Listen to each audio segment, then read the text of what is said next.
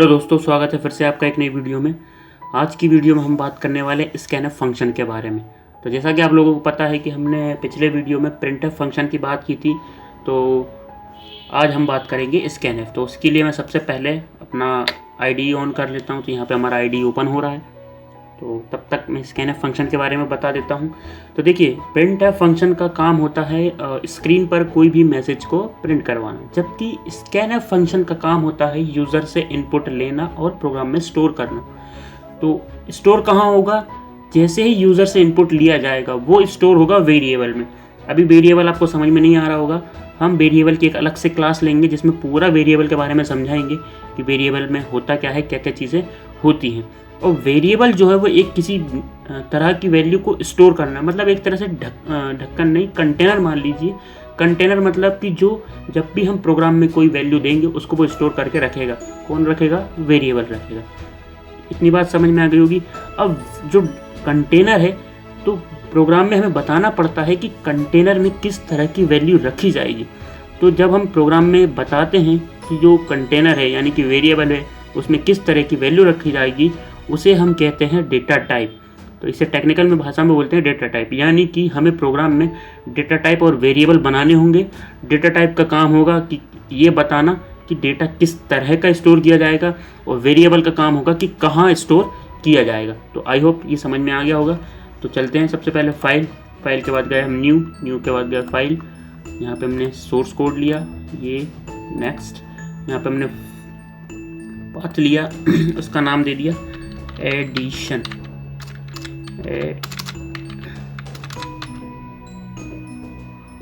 ये हमने किया और फिनिश। तो ये हमारा प्रोग्राम बनने के लिए तैयार है। तो सबसे पहले हम अपनी वही हैज़ इंक्लूड stdio.h ये हमने फाइल कर ली इंक्लूड। अब जैसा कि printf फंक्शन stdio.header फाइल में था, ऐसे ही scanf फंक्शन भी stdio.h हेडर फाइल में है। इसके बाद हम void main में गए, यहाँ पे हमने फंक्शन को ऑन किया, इसकी बॉडी ऑन की। अब यहाँ पे हमने डेटा टाइप किया इंटीजर एक जो है वो डेटा टाइप है जो ये बताता है कि हम किस तरह की वैल्यू लेंगे। तो यहाँ पे मैं एक सिंपल सा प्रोग्राम सम का बनाने वाला हूँ, जहाँ पे मैं दो नंबर्स को ऐड करूँगा। तो यहाँ पे हम दो नंबर्स को डिफाइन करेंगे। तो सबसे पहले मैंने डिफाइन किया इंटीजर ए। यहाँ पे जो इंटीजर है वो है डेटा टाइप, और ए जो है वो वैल्यू को स्टोर करेगा। तो ए किस तरह की वैल्यू स्टोर करेगा? Integer type. और इंटीजर टाइप कौन सी वैल्यू होती है? जैसे कि 1 2 3 4 5 6 7 8 9, ये सब इंटीजर वैल्यू। तो यहाँ पे मैंने एक बना लिया इंटीजर ए, जिसमें हम एक नंबर को स्टोर करेंगे। फिर बनाया इंटीजर बी, जिसमें हम अपने दूसरे नंबर को स्टोर करेंगे। और फिर बनाया इंटीजर सी किस लिए बनाया? कि जो भी हमने नंबर लिया है उसको स्टोर करके कहीं ना कहीं तो रखेंगे। तो जो हम रखेंगे उसको कहाँ रखेंगे? इंटीजर सी में रखेंगे। अब इसके बाद हमारा प्रोग्राम चालू होता है प्रिंट एफ। यहाँ पे हम एक स्क्रीन मैसेज दिखाएंगे स्क्रीन पे, जिसमें हमने लिखा एंटर 2 नंबर्स। यहाँ पे हमने 2 नंबर्स करवा दिया। अब हमें 2 नंबर चाहिए, तो हमें 2 बार स्कैनफ फंक्शन लगाना। हमें जितनी बार वैल्यूज़ चाहिए होती है उतनी बार हम स्कैनफ फंक्शन लगाएंगे। तो यहाँ पे स्कैन एफ, और इसके बाद यहाँ पे हम लगाएंगे परसेंटेज डी जो है वो एक फॉर्मेट स्पेसिफायर है। फॉर्मेट स्पेसिफायर डेटा टाइप से संबंधित होते हैं। जैसे कि यहाँ पे इंटीजर है, तो इंटीजर के लिए जो फॉर्मेट स्पेसिफायर होता है वो है परसेंटेज डी। जब हम कैरेक्टर लेंगे तो उसका होगा परसेंटेज सी, और जब हम फ्लोट वैल्यू लेंगे यानी कि दशमलव वाली वैल्यू लेंगे तो तब फॉर्मेट स्पेसिफायर होगा परसेंटेज एफ। तो वो जब हम डेटा टाइप पढ़ेंगे, ये तब की कहानी है। अभी से फिलहाल इतना समझ लीजिए कि इंटीजर के लिए हम लगाते हैं परसेंटेज डी ये बताता है कि किस तरह के फॉर्मेट में वैल्यू स्टोर होगी। इसके बाद हम लगाएंगे कॉमा, और अब जो हमने स्कैनफ किया, अब ये वैल्यू किस में जाके स्टोर होगी? तो जिसमें स्टोर करना है उसके लिए हम लगाएंगे एम्पर्सन, या जैसे हम नॉर्मल भाषा में एंड बोलते हैं। और फिर इसके बाद लिखा ए।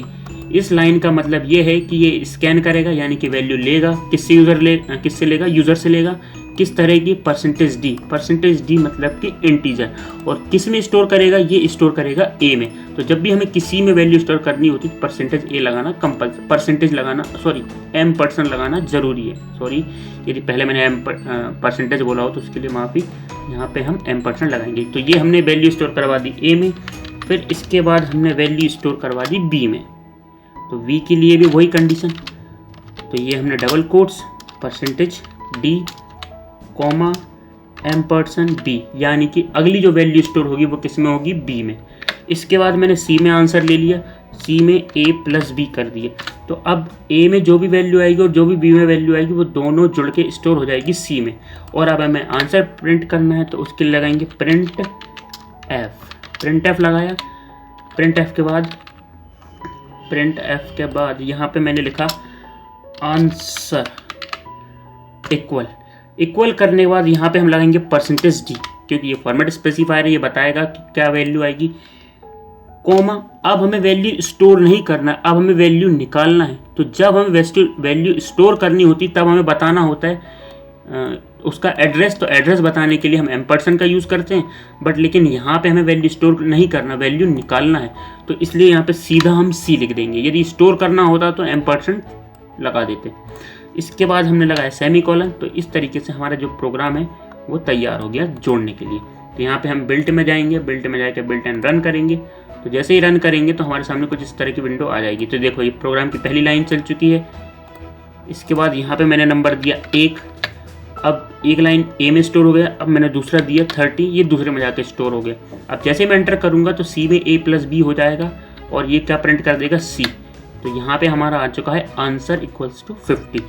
इसके बाद हम फिर से एक बार और रन करके देखते हैं।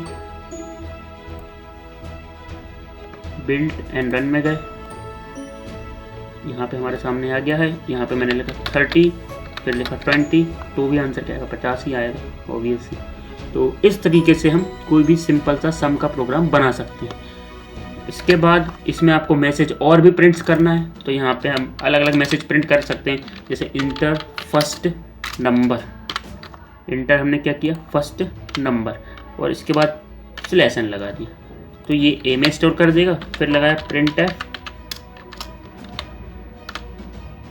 यहाँ पे हमने मैसेज दिखाया एंटर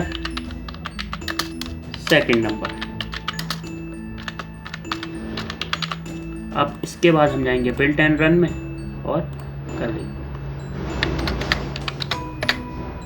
तो इस तरीके से हम अपने प्रोग्राम को करेंगे। तो आई होप आपने वीडियो में कुछ नया सीखा होगा। मिलते हैं नेक्स्ट वीडियो में, तब तक के लिए पीस आउट।